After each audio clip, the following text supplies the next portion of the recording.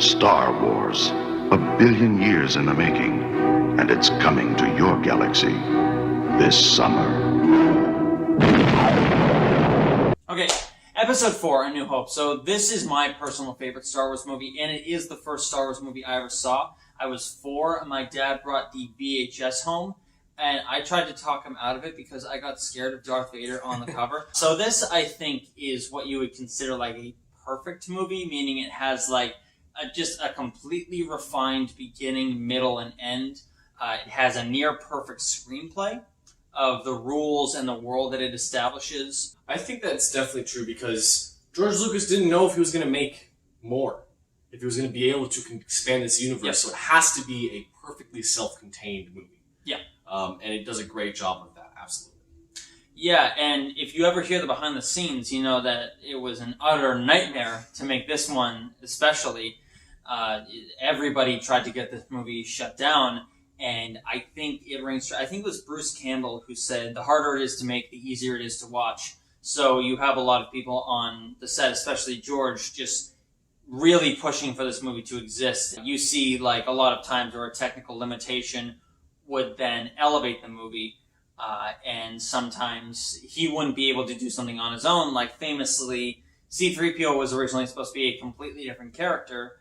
He was supposed to have like an Italian-American accent, but as they were filming, it became more apparent to have him be like kind of a whiny British butler, which I think Anthony Daniels does fantastically. I think that in this movie has the best depiction of C-3PO. It's probably the most prominent use of him. It opens up and they are the main characters of the beginning of the movie. Mm-hmm. It starts with them. And like, this movie, of course, defined how a Star Wars movie should start, in the action.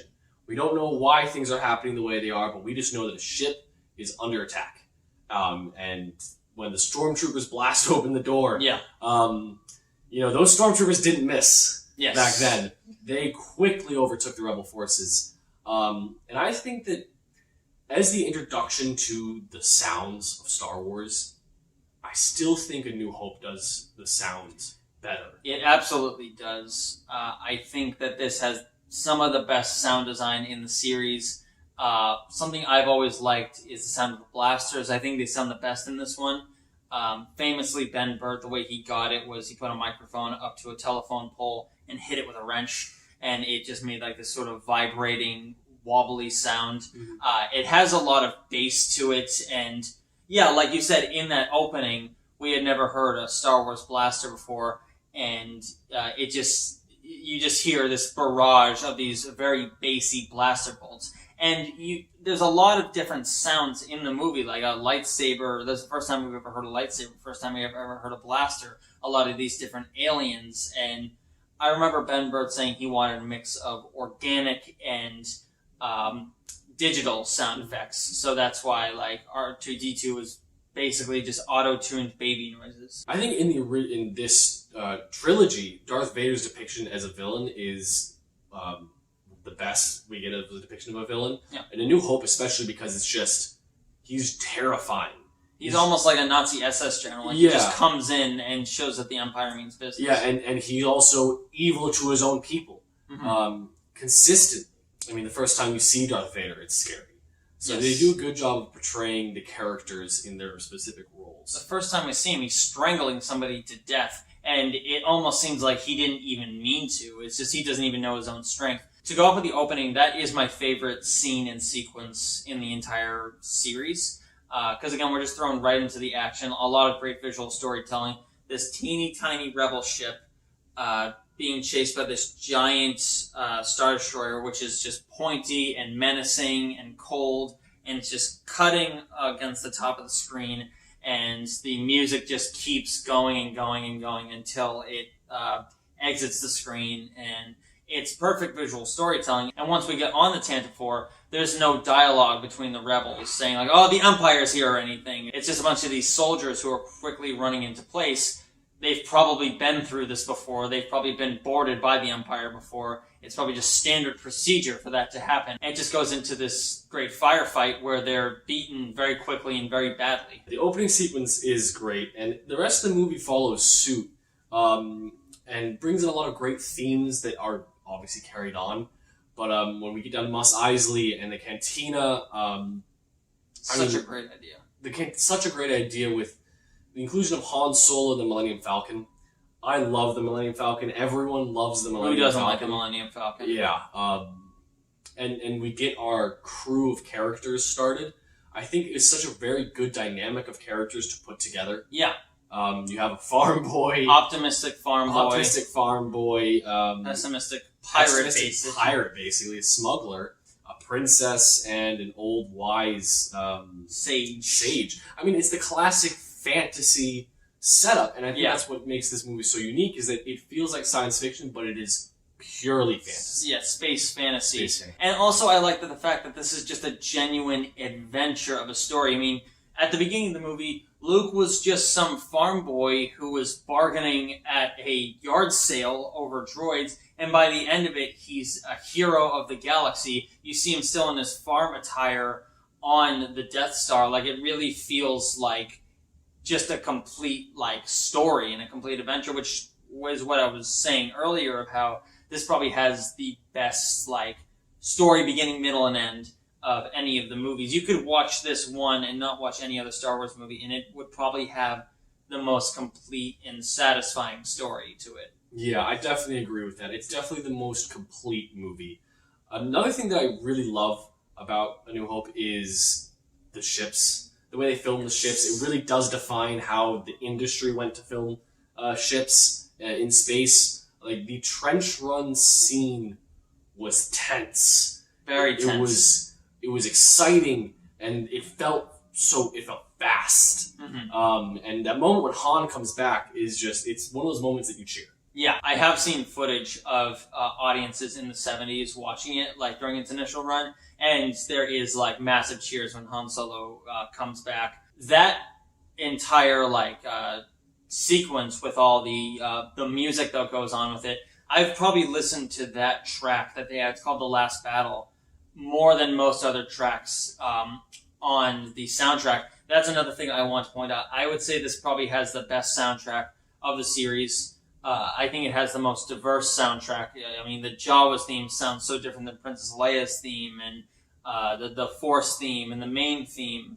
And they reincorporate the main, notes and the main theme of it in a bunch of different places. It's done, during super tense scenes, like the trench run, where it's done in, super optimistic times, like the throne room scene. And, I mean, all the movies took from this movie with the music, Yep. So I think this music really is the defining what feels and sounds like Star Wars. Yeah. A New Hope. And this was the first movie, and so it's really, incredible that they were able to come up with all these different, motifs and all these different subtleties with the first entry in a series. A lot of other series struggle to even come up with that many themes years or decades even after the series has started. And that is a very notable achievement for a movie to pay attention to.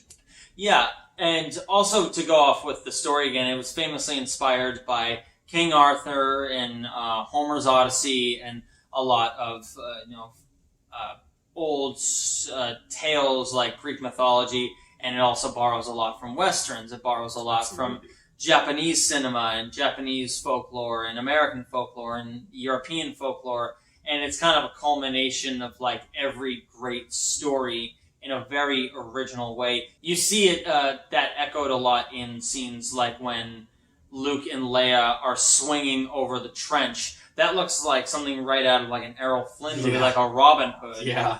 Even the music sounds something like you would see in a Douglas Fairbanks Robin Hood movie. I think it was a great way of just taking those old ideas and showing that they're still popular and they're still something that modern audiences relate to. Yeah. Another thing I think people miss out on when talking about A New Hope is how well the characters developed together. Yes. We get so many great moments where they bond together, like when they're fighting off TIE fighters using the turrets of the Millennium Falcons, or when Luke loses Ben and is on the ship just devastated. Yeah. You see these moments between characters that you just show them bonding. So when Han Solo is leaving near the end, at the climax, leading up to climactic battle, you take it personally. Mm-hmm. You as a viewer take it personally, so much so that when he comes back, you feel that you could almost see it coming. It was earned. It was earned. Yeah. And I think they don't give a lot of credit to that natural character development between all of the characters and the growth they have together. On a technical level, this movie is held up very well. There's still effects in it that I don't understand how they did. And even something like the editing, which a lot of people don't realize, especially for this one, how crucial the editing was. I'll give you an example. It was never the plan for the Death Star to blow up Yavin 4 at the end. It was just going to be they're going to attack the Death Star, but they edit it in a way where it adds that tension of they only have one shot at this. It was famously edited by a small group of editors, and famously George Lucas's wife, Marsha Lucas, who is somebody who helped define like the rhythm and the pacing of Star Wars. The cinematographer, a man named Gil Taylor, when he first got onto the Death Star set, he said it would have been very, very hard to film because they were just gray hallways with no lights. He famously said it would be easier to light in a coal mine. So his idea was to add panels on the wall of light and then cut little holes in gray sheets of plywood, and it has those like famous like oval shapes on the walls there, and they could light from every angle. So out of necessity, he helped define the look of Star Wars.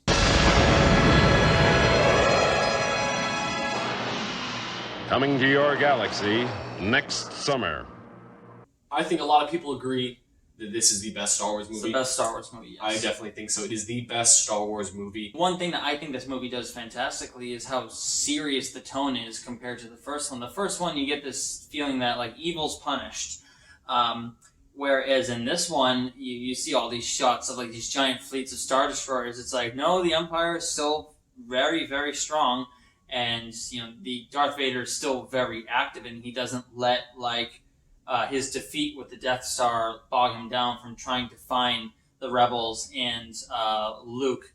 And, the next battle that we see between the Rebels and the Empire, before, the Rebels won, but in this one, they lose very, very badly between the Snowspeeders and the AT-ATs.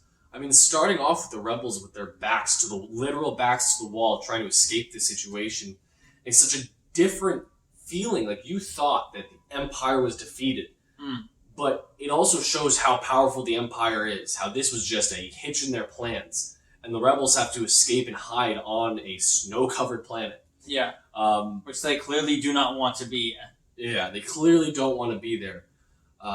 Really shows that the Empire is a formidable threat. And yes. I think starting off with a massive loss like that builds the tension up for the rest of the movie. Yeah, and it also, General Veers is a character that I remember because he was like the general on Hoth. He was in one of the AT-ATs talking to Darth Vader. He just seems very calm and collected. He reminds me a lot of a Nazi. He was like, the shield will be done in moments. He's not just frothing at the mouth like an evil bad guy. It just feels very military in that they have things under control. Because again, it almost seems that they kind of just got lucky with blowing up the Death Star.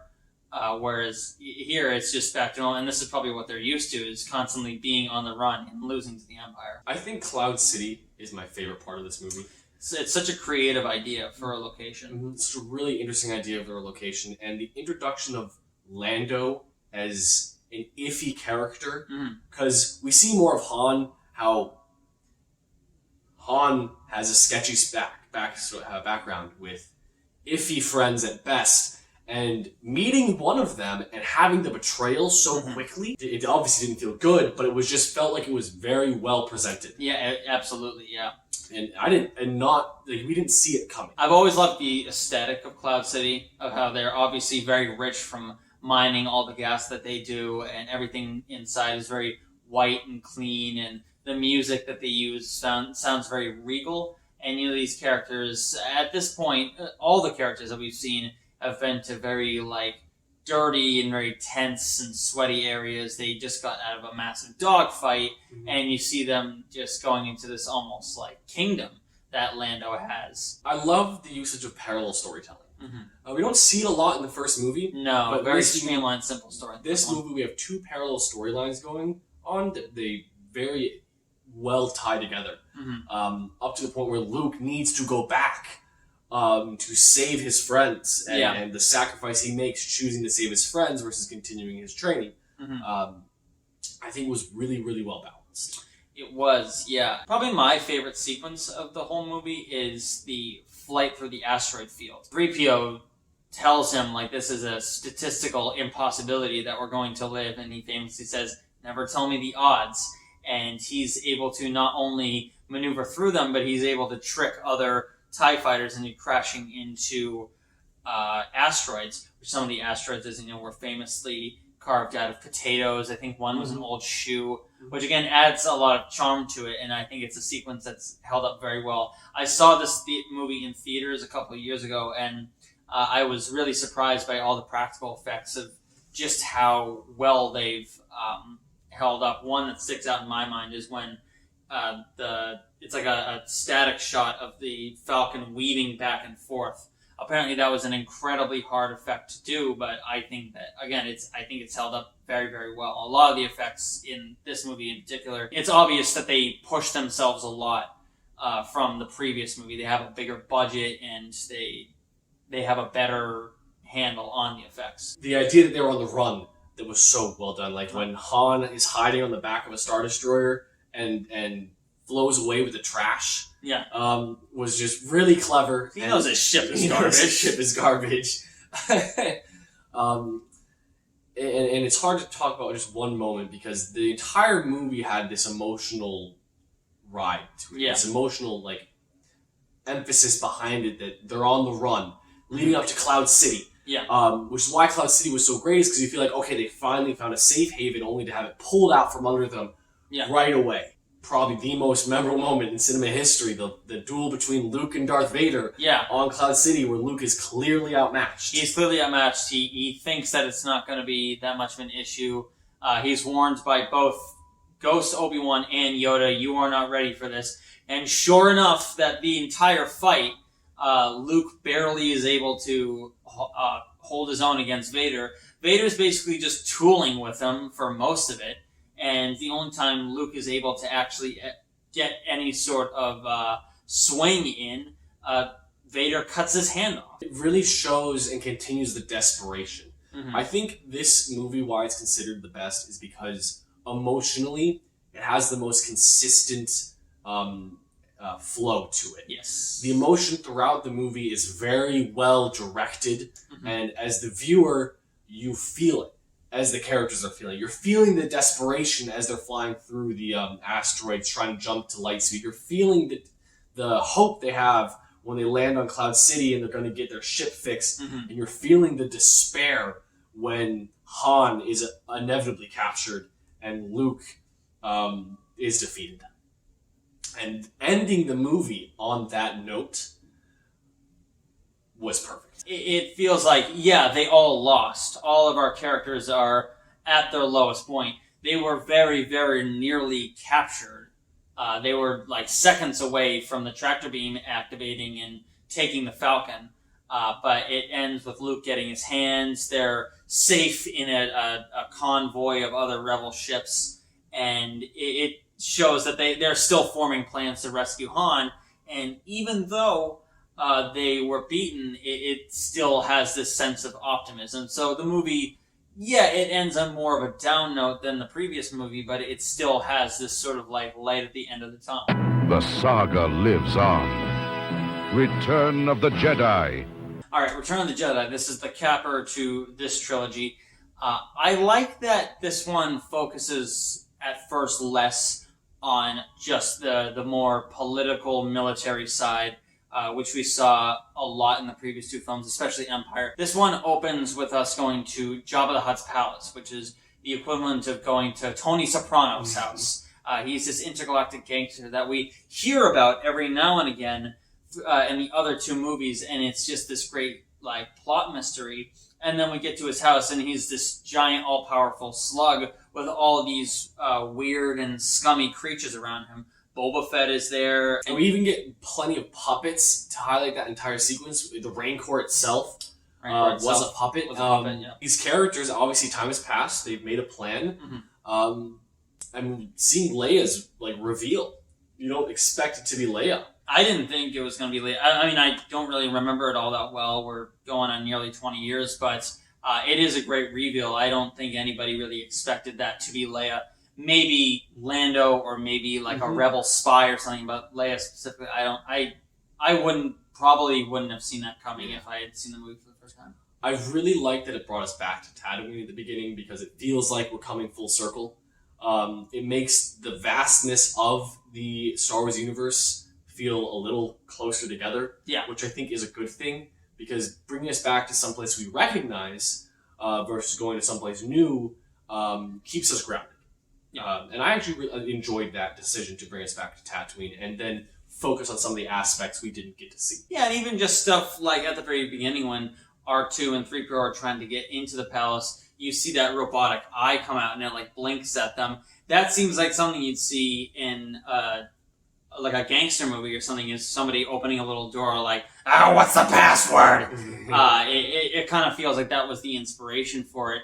And yeah, while they're going through the palace, it's weird, it's different, especially for 3PO, who he probably just wants to be in some castle somewhere doing code all day. But here you see giant robot spiders, and you see tentacles coming out of cages grabbing onto them. They go into the droid torture chamber. It felt new. Even though we were back on Tatooine, it felt new. When we got to the sand barge and R2 was serving drinks. Yeah. I love the idea of hiding the lightsaber in R2. Yes. I thought that was really clever and really, really fun. And here we get to see Luke's green lightsaber, which the only reason it was green was because filming a blue lightsaber against a blue sky just didn't work. It didn't work. And again, the technical limitations made it awesome, because we see in future movies they're able to use a blue lightsaber in a desert setting. But I think that even if they had those technical limitations, that made it cool. We have a brand new lightsaber, and it is my personal favorite lightsaber, being wielded by my personal favorite iteration of Luke. He's a Jedi Master. His outfit is very regal. It's not the farm boy outfit. It's not the Bespin Luke. It's not a pilot outfit. It looks like he's just completely under control. Yeah. Again, they do a great job of showing character change through outfit in these movies. And I think this movie is no exception to that. They do a great job of showing the change of Luke, especially at the beginning when he comes in with the cloak as realized Jedi. Yeah, and in that scene we see that Jabba quite literally pulls the rug out from under him and he falls into the Rancor pit. That seems like something right out of an old serial or a Greek mythology, is somebody falling into a pit with a giant Cyclops or Kraken, which again harkens back to the simple story. It feels like when George Lucas was writing the original drafts, this seems like it was probably a holdover from that. Yeah, it brings back that Colosseum feel, like a Roman master watching a slave be slaughtered by tigers. Yes, yeah. yes. One of my favorite things that this movie does is the editing of the story. The previous movie had 2 parallel stories. This one had 3 parallel stories going on at the exact same time, and I thought it was edited really, really well.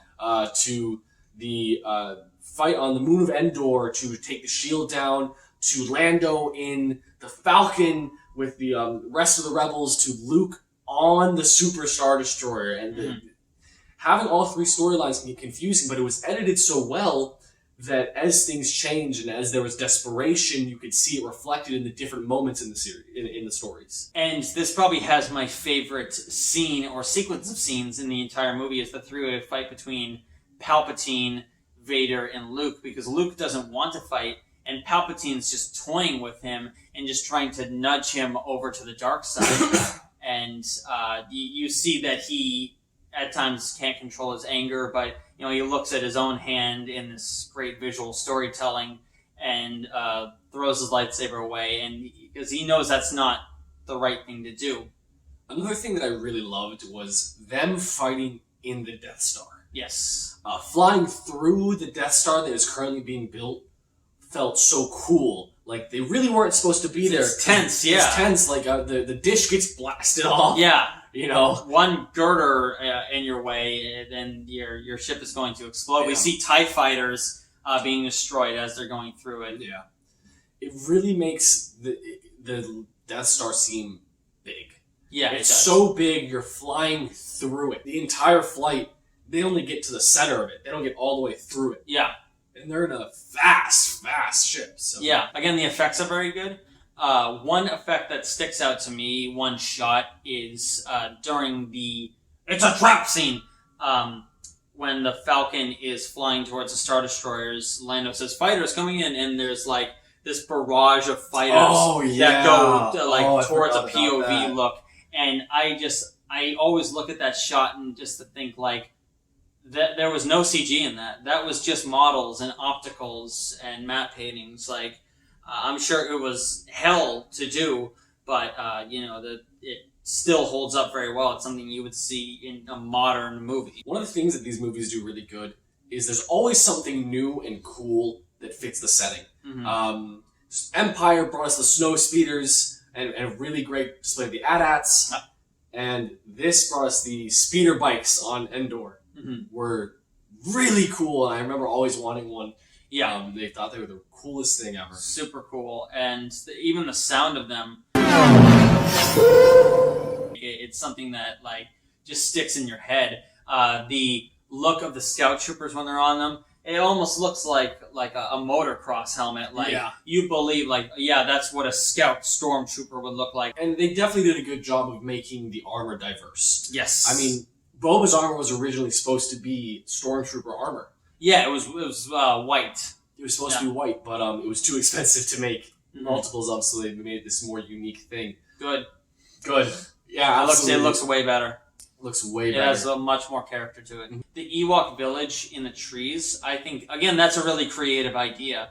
That's something you would hear in like an old story. There's villages above us in the trees. I've always thought like that's something I would like to go to. It looks like something I would want to like walk around in. It's just one of those locations. And again, this was just some random little forest moon, and there's this whole civilization of Ewoks there. And it brings back to how George Lucas liked to pull from classic storytelling, the idea of an island with indigenous people that then worships one of the characters. Yeah. And to stop them from sacrificing or eating the rest. It's just a real classic idea that he brings back to prove that it's still interesting and can still be fun. What I loved, that going back to the three storylines, I thought all three storylines were really, really good. We talked about the fight on the Super Star Destroyer. We talked about the flying through the Death Star. But when they're trying to get into the shield room, that fight that they had, trying to hotwire the blast doors, having them close,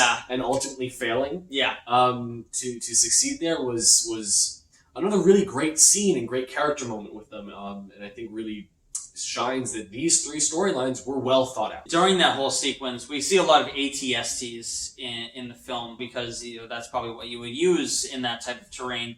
And one effect that sticks out to me is when the Ewoks launch like this giant pile of logs across like the roadway, and the ATST like trips over them, and you hear just this kind of sound of like the gears and stuff like bending. Mm-hmm. Apparently that was the hardest effect in the movie to do. It took months to complete because the ATSTs were mostly stop motion. But again, it's something that because it was done practically, it's held up extremely well. The ending of this movie was always something that was great. To see so satisfying. Darth Vader's face and have this kind of revival of Anakin, bringing him back to the good. Felt like Luke really achieved his mission. And then the celebration on Endor. And one of the things I really liked that was included in the special edition is showing all the other planets celebrating. You see celebrations on all the planets. Naboo, Coruscant, Tatooine. Yeah, everyone's celebrating this. Toppling statues of Palpatine. Yeah, to show that, hey, this fight just on this random moon, in this random sector, just had that big of an impact. Really felt like the Empire was defeated. And you know, we see all these characters come back together and celebrating. Like you have Lando and Han and everybody's there. Even Wedge, a pilot that we get cameos of in the original trilogy, he comes back, and it just feels like it has this great ending to the trilogy at that point. Star Wars, if they should bar wars, please let these